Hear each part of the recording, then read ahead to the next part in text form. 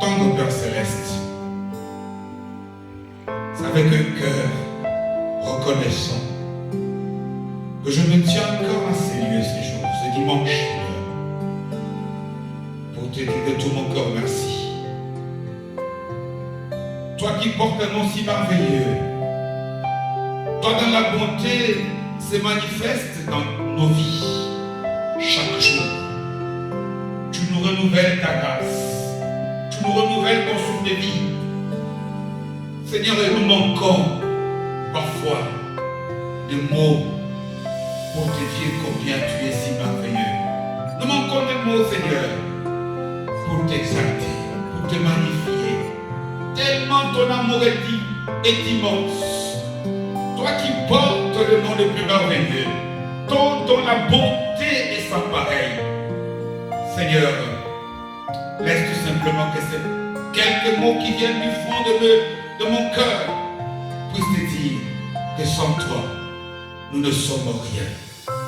Le Dieu de gloire et de grâce, le Dieu de paix, tu nous dis dans ta sainte parole, venez dans mes portes avec des louanges. Seigneur, nous venons avec des louanges pour reconnaître que le Créateur de toutes choses, c'est toi. Pour reconnaître que celui qui est sur le trône de gloire, c'est toi. Pour reconnaître que celui qui a la solution à tous nos problèmes, c'est toi, le Dieu fidèle, miséricordieux. Lorsque nous contemplons les cieux et la terre, lorsque nous pouvons contempler la nature, fruit de ta création, Seigneur, nous pouvons voir ta puissance, nous pouvons voir ta majesté, nous pouvons voir ta grandeur, ta bonté qui est immense.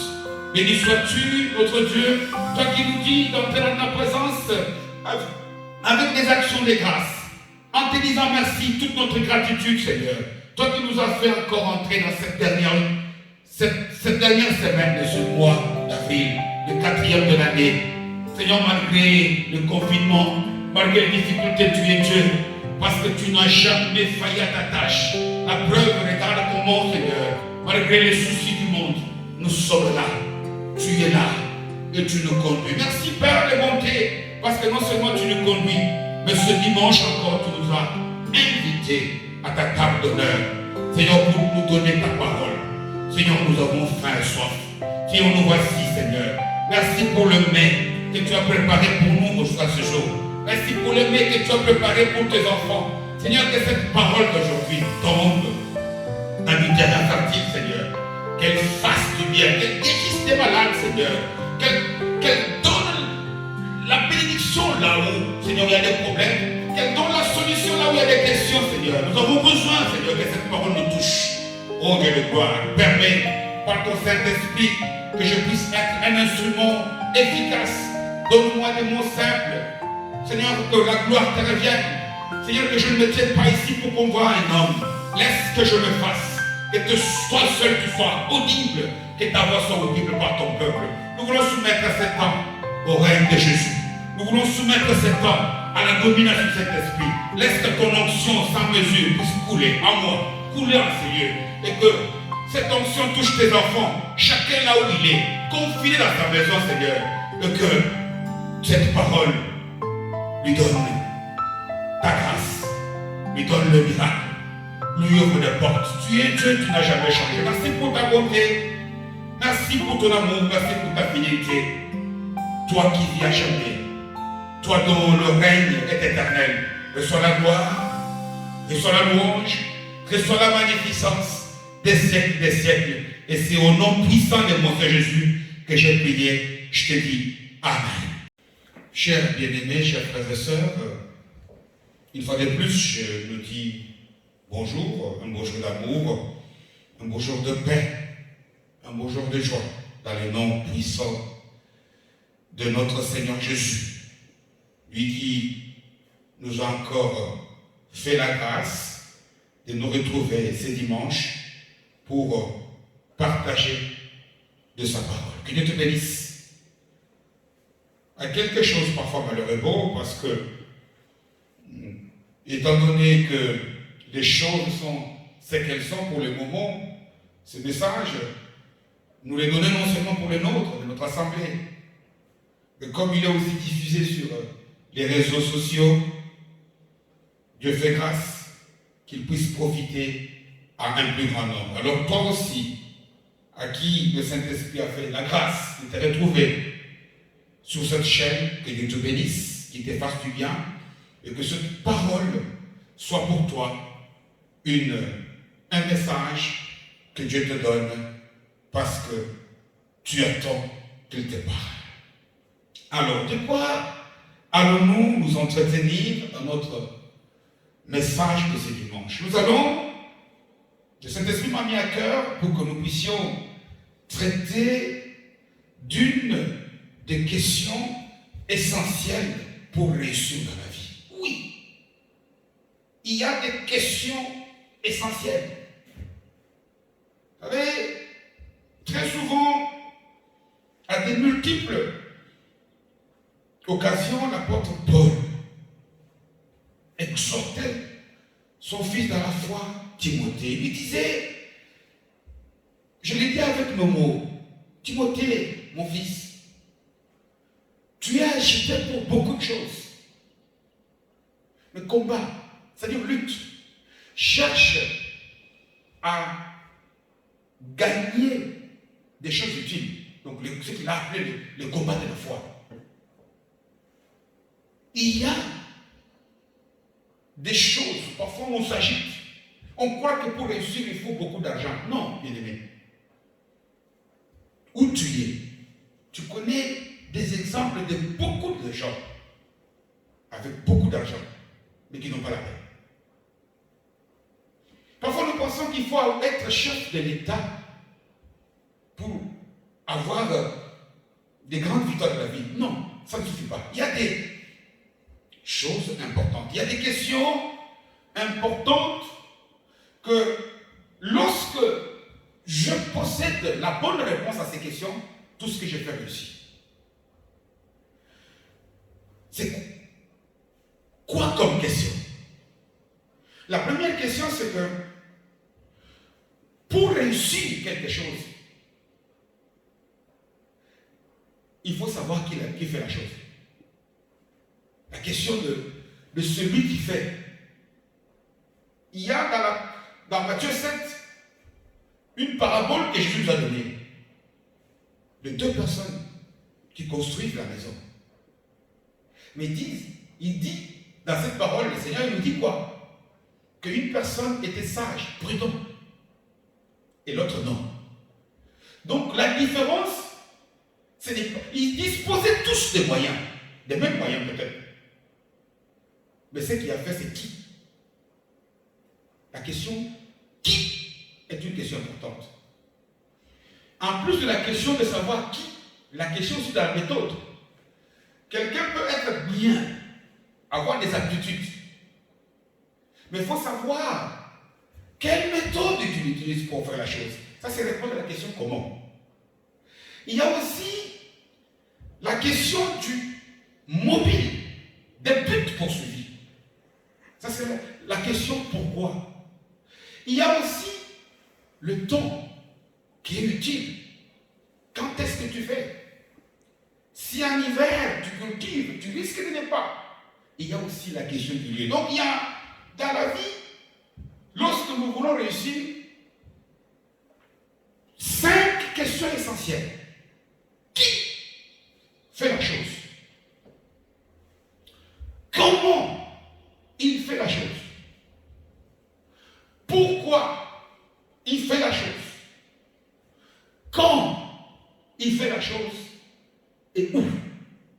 Lorsque nous avons la réponse à ces 5 questions, si nous avons la bonne réponse, tout ce que nous faisons va avoir des résultats merveilleux. Et aujourd'hui, nous n'allons pas en traiter les 5. Vous comprenez que c'est un chapitre important. Vous comprenez que c'est quelque chose de très important. Aujourd'hui, nous allons commencer par la toute première. La question du sujet. La question de qui.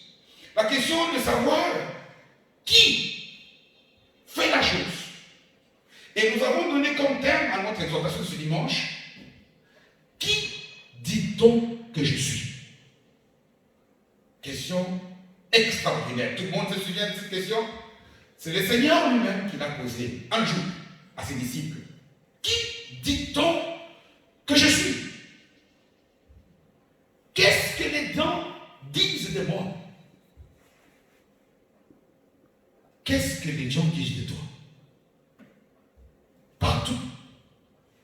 Tu sais, il ne suffit pas tout simplement que ce soit des gens qui te connaissent. Tu peux être assis dans un train, dans un avion. Quelqu'un rentre. Sa manière de se comporter, tu te dis, ça peut être une bonne ou une mauvaise personne. Dans la famille, qui dit-on que tu es? À l'église, qui dit-on que tu es? Nous devons, chacun d'entre nous, connaître exactement la bonne réponse à cette question. Parce que de la bonne réponse à cette question dépend notre réussite dans la vie spirituelle comme dans la vie de tous les jours. Qui dit-on que tu es? Mais avant de chercher à aller dans les détails, nous allons lire le passage de la Bible où le Seigneur a posé pour la première fois cette question à ses disciples. Il s'agit donc de ce texte que nous trouvons dans le livre de Matthieu au chapitre 16e. Matthieu, chapitre 16. Matthieu, chapitre 16. Matthieu, c'est le premier des 4 évangiles, à son chapitre 16e. Et je lis la parole de Dieu à partir du verset 13e. Donc, Matthieu 16, à partir du verset 13. Et il est écrit ceci dans la parole de Dieu que je lis par la grâce de Jésus.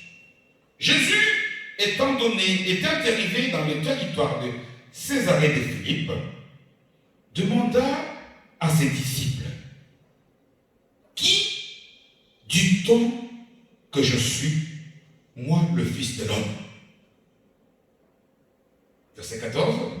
Il répondit, les uns disent que tu es Jean-Baptiste, les autres, Élie, les autres, Jérémie, ou les deux prophètes.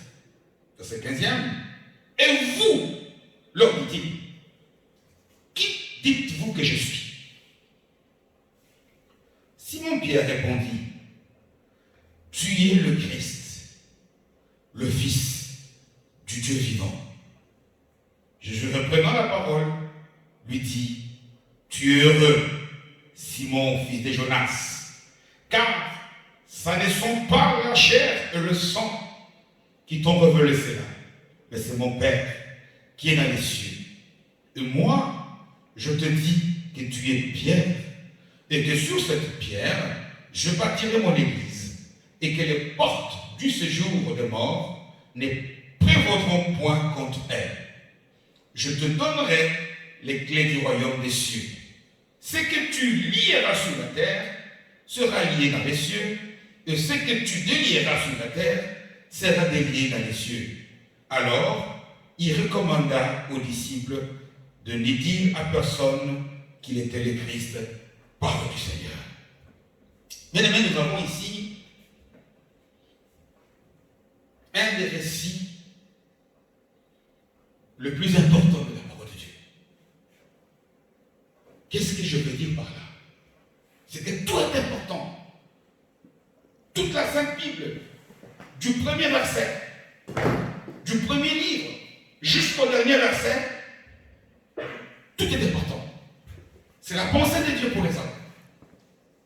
C'est la révélation de la volonté de Dieu pour nous. Mais il y a des passages qui, surtout pour nous chrétiens, je nous exhorte à mémoriser même par cœur. Et parmi ces passages, je vous recommande ce passage de Matthieu 16. Pourquoi j'ai dit cela? D'abord, vous voyez que dans ces passages, c'est pour la toute première fois que Dieu nous fait la révélation de Jésus comme étant le Christ, le Messie. Donc, ici, les gens pouvaient se poser des questions. Qui est-il? Lui qui fait autant de miracles. Lui qui dit, mais ici, noir sur blanc, le Saint-Esprit inspire l'apôtre Pierre pour nous dire que Jésus est le Messie. Il est loin de Dieu. C'est lui l'agneau de Dieu que Dieu a envoyé par son amour pour le salut du monde. Quelle nouvelle importante. Mais non seulement cela, l'annonce de Jésus comme étant le Christ, mais ici il y a aussi la révélation sur l'Église. L'Église, aujourd'hui, vous savez, moi je n'aime pas ce langage où parfois quand on va dans des assemblées, on va chez pasteur tel. Non. Il dit, il nous parle ici que, il est le Christ, mais il nous révèle aussi que il va nous bâtir son Église. Parce que parfois nous avons tendance à confondre les églises comme étant devenues une création des hommes, comme appartenant aux hommes, si puissant entre guillemets soit-il. L'Église est l'œuvre de Jésus. L'Église appartient, c'est lui qui bâtit l'Église. Non seulement c'est lui qui bâtit l'Église, mais il nous a remis en nous les clés. Et ici aussi, il nous a donné la révélation des missions qu'il a assignées à l'Église. Mais il n'est pas question ici de parler ni de l'Église, ni de... Il y a quelques semaines, nous avons parlé de la mission messianique de Jésus. Ici, nous allons nous entretenir par rapport à cette question essentielle qu'il vient de poser. Cette question que qui est utile. Tu sais, si tu ignores ce que les gens pensent de toi, tu auras du mal à réussir. Même dans le moindre état de la vie, tu vas à ta banque, tu vas solliciter un service, un crédit ou quoi. Mais tout dépend de ce que ces gens-là pensent de toi. Très important. Savez-vous que dans la plupart des temps, la plupart des choses que nous faisons, même des choses en apparence simples, quand on s'habille, c'est pour que les gens apprécient. Oui, nous sommes fiers. Mais si les gens n'apprécient pas, croyez-moi, nous n'allons pas nous habiller comme ça. C'est une question très importante de vivre sans chercher à connaître ce que les gens pensent de toi. L'opinion des gens, comment les gens te jugent. Quel est leur avis par rapport à toi.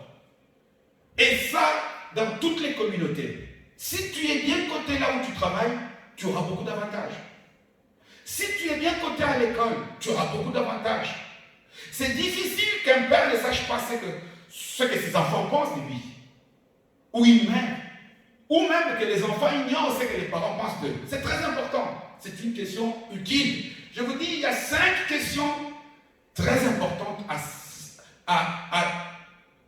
auxquelles tout le monde doit chercher à avoir de bonnes réponses. Parce que c'est de là que dépend notre succès, notre victoire dans tous les domaines de la vie. Je le répète. Qui tu es? Comment tu fais les choses? Pourquoi tu fais les choses? Quand tu fais des choses et où tu fais des choses? Il y a le sujet, il y a la méthode, il y a les mobiles, les buts, il y a le temps, la saison, et il y a le lieu. Et nous sommes ici en train de traiter de la question de qui je suis. C'est très bien que je puisse savoir que je suis beau, je suis ceci, je suis intelligent. Mais est-ce que c'est ce que les autres pensent? C'est très bien que je puisse penser que je suis chrétien. Je viens à l'église, j'exhorte, je prêche, les gens m'écoutent, les gens acclament, les gens poussent des cris. Mais est-ce que réellement ce qu'ils manifestent, c'est ce qu'ils pensent de toi? Nous devons chercher à connaître. Et ici, c'est ce que Jésus fait.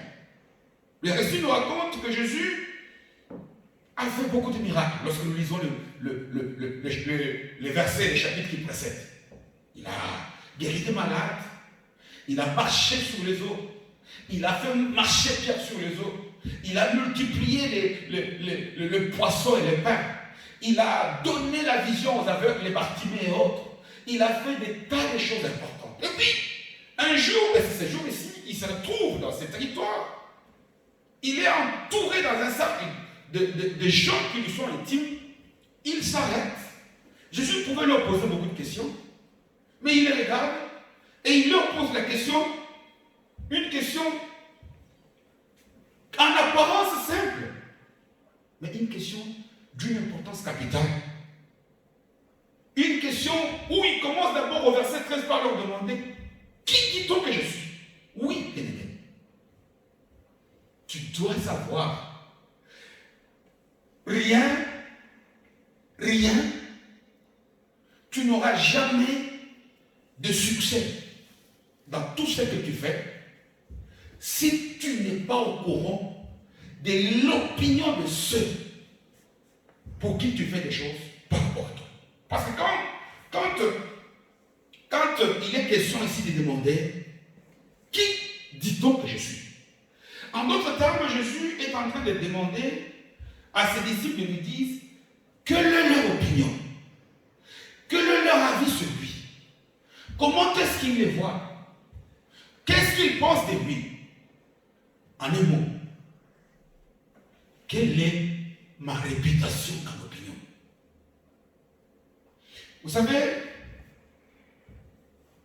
que quelqu'un te prive à manger, que quelqu'un te prive de l'argent, mais que quelqu'un n'abîme pas ta réputation. C'est-à-dire, gâche l'opinion des gens, ton opinion, enfin, déforme l'opinion des gens à ton endroit. Pousse les gens à penser du mal de toi. C'est une question essentielle.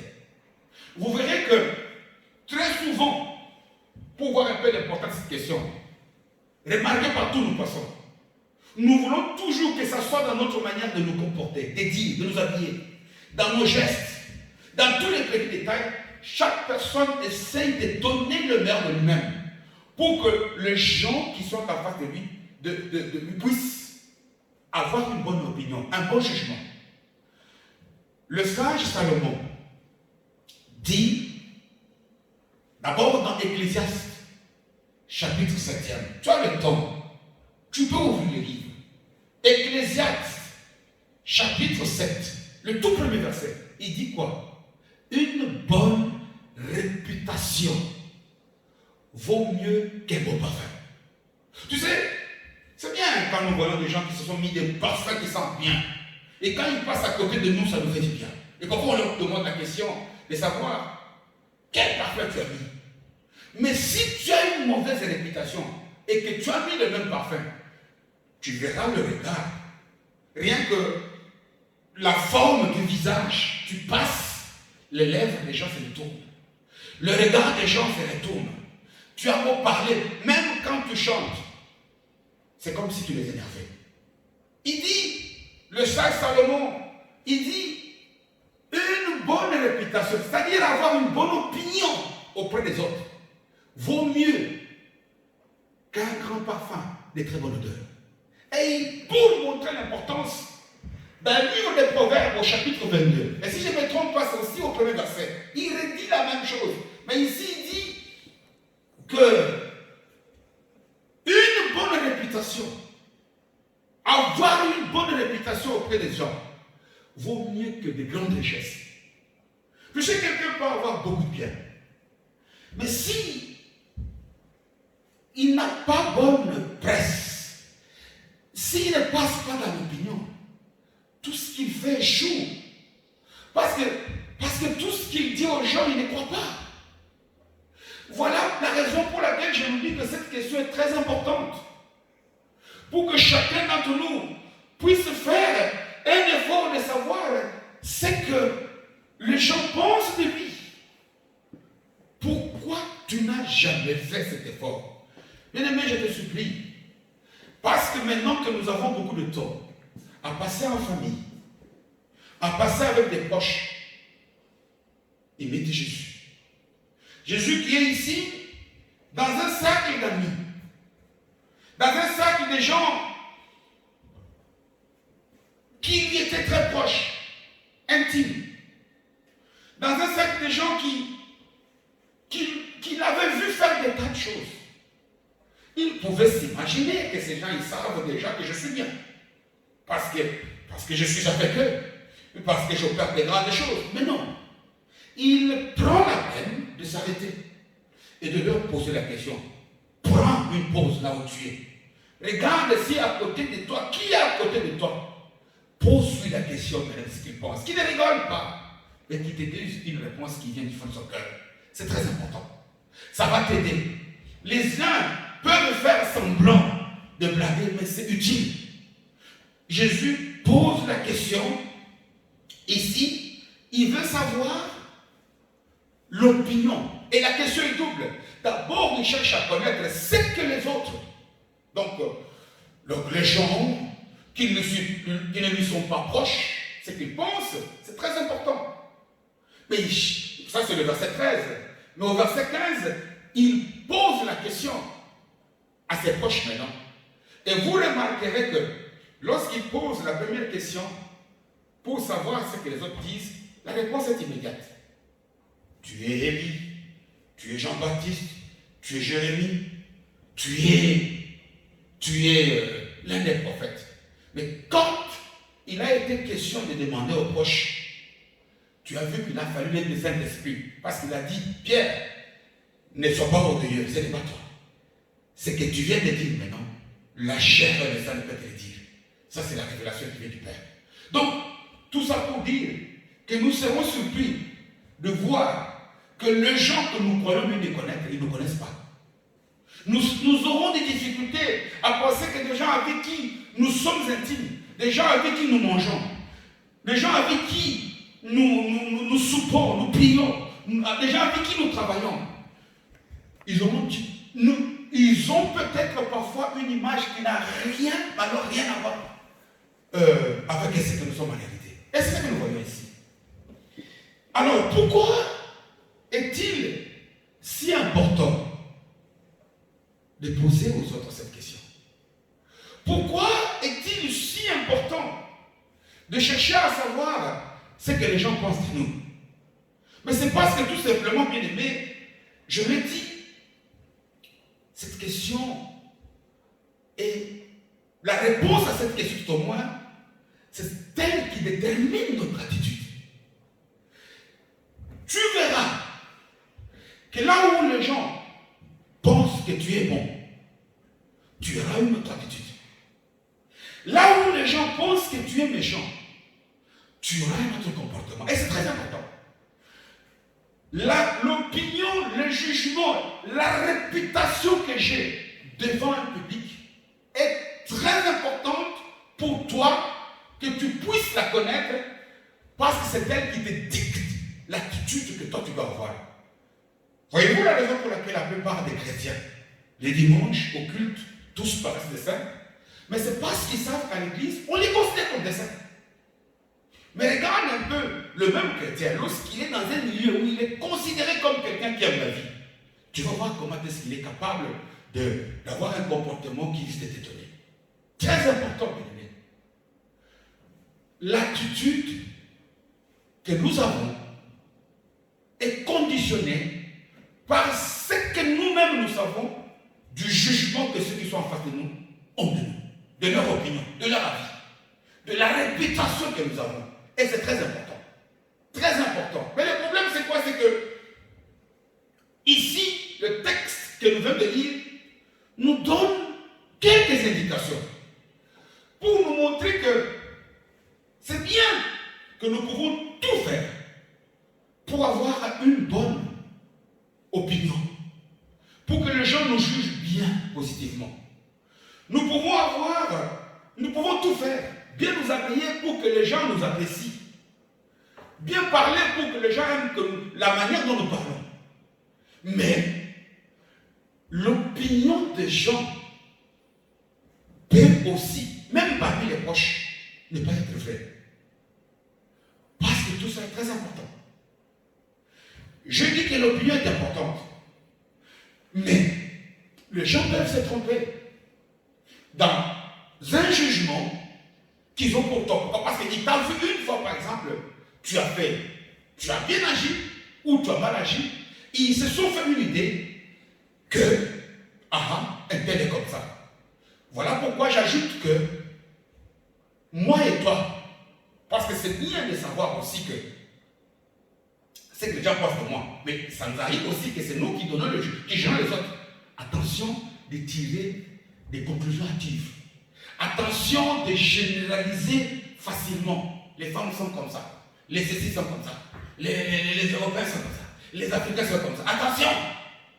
C'est une erreur grave de pouvoir chercher à mettre des gens dans une même moule. Non. Je n'accepte jamais, moi, que les gens viennent, que quelqu'un vienne devant me dire, nous sommes non. Toi, tu ne connais, il n'y a que moi et mon Dieu. Parce que je n'aime pas comment faire dans les moules. Dans des gens comme ça, ils sont comme ça. C'est faux ça. Et nous commettons beaucoup d'erreurs, de mal juger des gens, parce que nous voulons très souvent généraliser. Nous croyons qu'il y a des principes qui mettent tout le monde dans un même sac. Ça n'existe pas. Chaque personne est un exemplaire unique créé par Dieu. Même deux clones, ce sont deux individus différents. Ils se ressemblent, ils ont beaucoup de points de ressemblance, mais ils sont deux. Devant Dieu, chaque personne devra rendre des comptes individuellement. Nous devons faire attention, pourquoi? Parce que le jugement, nous le voyons ici. Regardez que quand les disciples posent la question, quand Jésus pose la question aux disciples, de lui dire ce que les autres, les gens, lointains. Mais étant donné que la plupart des gens, c'était des gens issus du judaïsme, des gens qui savaient qu'à l'époque, être prophète, c'était comme être une star. Et quand ils disent à Jésus, tu es comme Élie. Oh, mais Élie, c'est être comparé à Élie en Israël, c'est comme si toi tu as de l'argent et qu'on te compare à Bill Gates. Pour eux, ils pensent le cœur de Jésus. Quand ils disent que tu es comme Jean-Baptiste, c'est cet homme qui a tenu tête à Hérode. C'est cet homme qui a fait déchirer le ciel. Nous en avons partagé il y a quelques semaines. Il croit faire du bien.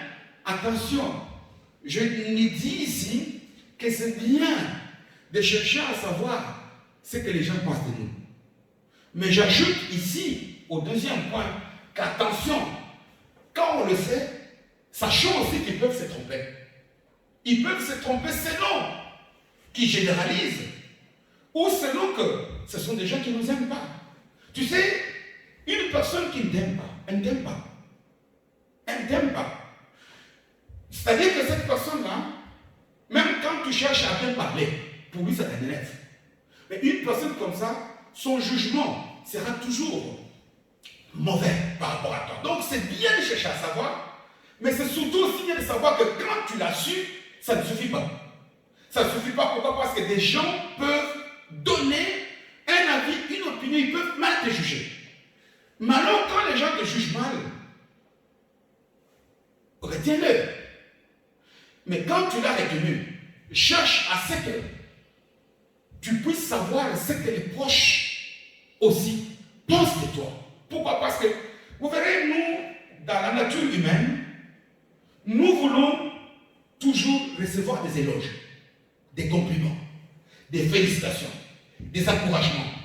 Et nous avons du mal à accepter des critiques, à accepter des reproches, à accepter des remarques. Ce sont des opinions. Et c'est une erreur de l'humain. Parce que, ici, ces gens disent à Jésus qu'il est comme Élie parce qu'ils veulent le flatter.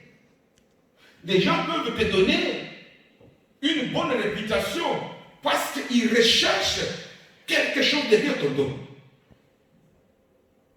Reçois-le, mais cherche à vérifier auprès de ceux qui te sont intimes. Pourquoi? Parce que c'est auprès des intimes, ceux-là qui te connaissent dans le vrai. C'est là où Dieu va aller donner l'inspiration de la vraie image exacte de ton Dieu. C'est comme nous voyons, c'est ça que nous voyons dans ce texte. Les gens qui voient Jésus, qui l'entendent par rapport aux échos, par rapport aux miracles qu'il a fait, ils veulent le flatter en lui donnant des attributs, des stars, comme Élie, comme Jérémie, comme Jean-Baptiste. Mais en réalité, Jésus était le Christ. Il était au-delà de tout ça. Donc, tu peux connaître, mais enchaîne. Cherche à connaître aussi ce que les gens proches connaissent de toi. Et ne te contente pas tout simplement de chercher à aimer que les éloges. Les éloges peuvent t'induire à l'erreur. Quelqu'un peut te complimenter parce que tout simplement il veut te voler. Parce que tout simplement il veut te flatter. Quelqu'un peut te complimenter parce que tout simplement il veut te piéger. Parce que tout simplement il veut que tu puisses tomber dans son piège. Va plus loin. Parce que ce soit les avis positifs ou les avis négatifs, tout peut être utile. Mais pour les vérifier, alors descends jusqu'à la source, jusqu'auprès des gens qui te sont intimes, jusqu'auprès des gens avec qui tu passes le jour et la nuit. Parce que c'est dans ceux-là que Dieu va donner la révélation de ce que tu es. C'est lorsque tu vas comparer les deux opinions que tu sauras en réalité ce que toi tu es. Et bien, je nous dis ici que c'est très important que nous puissions connaître cette question. C'est très important que nous puissions nous arrêter. C'est très important de savoir que les gens peuvent s'arrêter. Mais le problème, c'est que il y a quelque chose que moi et toi aussi nous devons savoir, c'est que les avis soient bons ou qu'ils soient mauvais, ce qui compte pour toi et pour moi, ce qui est très utile dans ce que je viens de dire dans cette exhortation, c'est les comportements que nous devons avoir, sachant que dans tel milieu, les gens pensent de moi comme ça. Et là, il y a deux attitudes. La première attitude, c'est que lorsque dans l'opinion, tu ne passes pas, lorsque tu es mal vu injustement, ça fait mal. Ça déchire le cœur. Mais si tu veux que cette opinion, que l'opinion vraie, que le vrai jugement soit connu un jour, garde le silence. Garde le silence. Ne cherche pas à te justifier. Vous savez, un jour, le roi David, c'est dans le livre de Samuel, je pense, 1 Samuel chapitre 17e, quand il est allé au front pour voir, envoyé par son père, se rendre compte de la situation dans laquelle ses frères étaient. Il arrive, tout le monde connaît le comportement de son frère. Mais lisez le texte, 1 Samuel 17. David ne s'est pas laissé distraire. Il a gardé silence. Pourquoi? Parce que quand on garde silence, si on sait que le jugement est mauvais et qu'on garde silence, alors c'est l'Éternel qui combattra pour toi. Parce que crois-moi, avec les temps, si on a gâché ta réputation injustement et que toi tu as gardé silence, avec les temps, Dieu fera toujours tout pour réparer ton image. Dieu fera toujours tout pour que l'image vraie un jour puisse paraître. Et ce que nous devons surtout aussi savoir, c'est quoi? C'est que nous, chrétiens, le sachant, nous devons apprendre à faire attention à ce que nous disons. Nous devons être attentifs lorsque nous jugeons les autres. Nous ne devons pas tomber dans le piège. Parfois, de nous dire que parce que je le vois réciter beaucoup de choses, alors il est spirituel. Non. Parfois, un trésor peut être caché dans du vaste terre. Et si je l'ai dit aussi, c'est parce que non seulement je m'adresse aux chrétiens, mais je m'adresse surtout aux parents. Je m'adresse aux adultes. Quand je parle des opinions, quand je parle des jugements, des avis, de la réputation, il s'agit parfois aussi des choses que nous sommes en train de dire à nos enfants. Il y a très peu d'encouragement. Surtout, la plupart des parents venant de là où vous savez. Très souvent, c'est toujours des paroles négatives. C'est une opinion. Or, je nous dis, c'est un avis qu'on avait. Il capte. Et le comportement de l'enfant, c'est en fonction de ce qu'il sait que maman me considère comme ça, papa me considère comme ça. Faisons très attention. Gardons silence. Laissons le temps. Dieu va repérer. Et faisons surtout très attention. Pour être des gens qui, non seulement cherchons à donner l'image exacte des autres, mais surtout éviter de gâcher la réputation des autres. Nous n'allons pas être très longs aujourd'hui. C'est le dernier dimanche du mois d'avril. Il est écrit dans la parole, mieux vaut la fin d'une chose que son commencement. J'aimerais passer quelques minutes aujourd'hui plus dans la prière pour intercéder, non seulement pour ce mois qui s'achève, mais aussi prier par rapport au mois qui va arriver. J'aimerais tout simplement que si tu peux retenir quelque chose aujourd'hui, si tu veux réussir, non seulement dans ce mois qui vient, cherche à connaître ce que les proches pensent de toi et cherche à connaître ce que les autres pensent de toi. Que Dieu te bénisse, toi qui as écouté cette parole, que le Saint-Esprit soit avec toi et que non seulement tu puisses savoir ce que tu es et que l'opinion que les autres ont de toi soit une bonne opinion, un bon jugement, que tu puisses avoir une bonne réputation parce que ta victoire, ta réussite dans le mois qui vient dépend de l'opinion que les autres ont de toi. Je vais lever ma voix pour prier. Seigneur, je prie. Je prie parce que tu dis dans ta parole que mieux vaut la fin d'une chose que son commencement. Aujourd'hui, c'est le dernier dimanche de ce mois d'avril. Seigneur, avec toi, tu as dit que nous irons toujours de gloire en gloire, des progrès en progrès. Seigneur, nous voulons voir la différence. Que ce que tes enfants n'ont pas pu voir depuis le début jusqu'à aujourd'hui, tu peux encore le faire. Parce que tu en es capable. Seigneur, parle, Seigneur. Le temps passe. Essuie les larmes. Regarde tes enfants qui pleurent, qui, en voyant le temps s'écouler. Et ici, je ne prie pas tout simplement que par rapport à cette maladie. Non. Je prie parce que les besoins sont multiples. Je prie pour la maladie, mais je prie aussi pour ceux qui attendent peut-être les enfants. Je prie pour ceux qui attendent le mariage. Je prie pour ceux qui attendent, mon Dieu, pour voir le succès dans tes projets. Et qui commencent même à lâcher prise, qui commencent à se décourager. Seigneur, souviens-toi. Ouvre les portes, mon Dieu de gloire. Tes enfants ont les yeux tournés vers toi. Qu'ils sachent que toi, tu es Dieu. Toi qui fais taire les tempêtes. Toi qui ouvres les portes que personne ne peut fermer. Toi qui détiens la clé de la maison de David. Seigneur, nous venons auprès de toi. Seigneur, tu as dit, demandez, on vous donnera. Je te supplie, au nom de Jésus, c'est ta parole. Tu es souverain, mais je sais que tu es miséricordieux. Je sais que tu es compatissant. Je sais que tu es fidèle. Je te supplie, Seigneur, donne l'abondance. Donne la paix, Seigneur.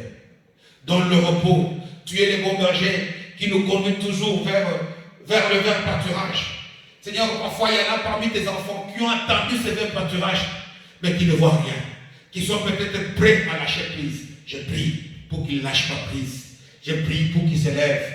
Je prie pour qu'ils se mettent debout. Oh, le Dieu de paix. Le Dieu qui nous soutient. Le Dieu qui soutient notre foi. Le Dieu qui nous éclaire. Seigneur, touche. Seigneur, je veux aussi prier. Parce que nous l'avons appris dans les médias. Que dans les jours à venir, le déconfinement va commencer. Mais nous ne voulons pas tout simplement écouter la voix qui vient de toi. Et la voix qui vient des hommes. Nous voulons surtout entendre la voix qui vient de toi, Seigneur. Parce que nous savons que les hommes peuvent parler.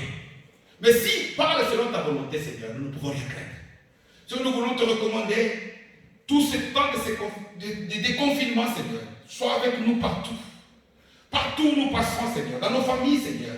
Épargne chacun de tes enfants d'arriver là où ces fichus virus se trouvent, Seigneur. Lorsque nous allons aller dans des magasins, lorsque nous allons rencontrer des gens, nous allons aller au travail, Seigneur, visite-nous, protège-nous. Nous voulons être dans ton repos. Nous voulons être dans ta sécurité, le Dieu de gloire et de grâce. Merci, le Dieu de paix. Merci, le roi de roi, parce que ta parole me dit que tous ceux qui ont le regard tourné vers toi, ils sont rayonnants de joie et leur visage n'est jamais couvert de honte. Ta parole me rappelle aussi que lorsque tu donnes au-delà de ce qu'on demande, tu donnes au-delà de ce qu'on pense. Sois béni, le roi des rois, sois magnifié, le Dieu de gloire, que ta grâce, la louange, la magnificence soit pour toi et que ta bénédiction, Seigneur, coule dans la vie de tes enfants et que moi, de la bénédiction et la grâce dans la famille de tes enfants, j'ai ainsi prié au nom de Jésus. Amen.